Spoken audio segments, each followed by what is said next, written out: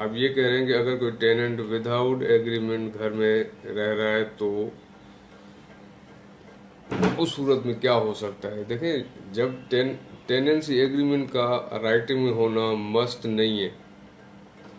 Tenancy agreement oral भी हो सकता है। अगर एक विदाउट एग्रीमेंट एक शख्स अपना घर किराए पे किसी को दे देता है, जो कि छोटे टाउन्स में एक आम बात है। कराची जैसे शहर के काफ़ी इलाकों में जो कच्ची आबादी में लोग रहते हैं वो विदाउट टेनेंसी एग्रीमेंट ही रह रहे होते हैं। टेनेंसी एग्रीमेंट ओरल भी होता है, रिटन भी होता है। ये बात मैटर नहीं करती कि ओरल है या रिटन है। मैटर ये करती है कि टेनेंसी एग्रीमेंट है या नहीं है। वो कैसे साबित होगा? वो ऐसे साबित होगा कि एक टेनेंट एक घर में रह रहा है तो ज़ाहिर है मालिक मकान को किराया अदा कर रहा है। जब मालिक मकान किराया वसूल कर रहा है तो इसका मतलब है टेनेंसी एग्रीमेंट ओरल ज़बानी टेनेंसी एग्रीमेंट है दोनों के दरमियान। वो किराएदार किराया दे रहा है, मालिक ले रहा है, वो किराए पे रह रहा है। अब आपने कहा एक बंदा बगैर एग्रीमेंट के 25 साल तक रह रहा है तो ये ऑफेंस है। ये किसी भी तरह से ऑफेंस नहीं है। 25 साल क्या 50 साल तक भी कोई टेनेंसी किराएदार किराए पे रह सकता है, as soon as he is paying rent to the landlord. हाँ, अगर वो लैंडलॉर्ड को रेंट नहीं देता तो फिर लैंडलॉर्ड के पास ऑप्शन है कि वो डिफ़ॉल्ट की बेसिस पे रेंट केस फाइल करे।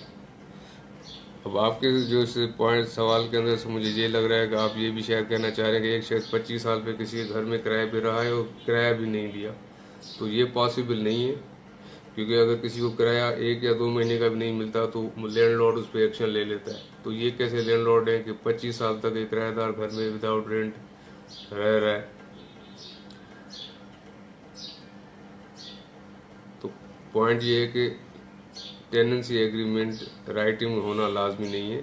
वो हालात देखे जाते हैं कि एक शख्स अगर किराए पे रह रहा है, किराया दे रहा है, तो इसका मतलब है टेनेंसी एग्रीमेंट इन प्लेस है, चाहे वो फिर कितने भी साल उसमें रहा हो। उसमें कोई ऐसी बात नहीं है कि जिस पे कोई लीगल एक्शन लिया जा सके।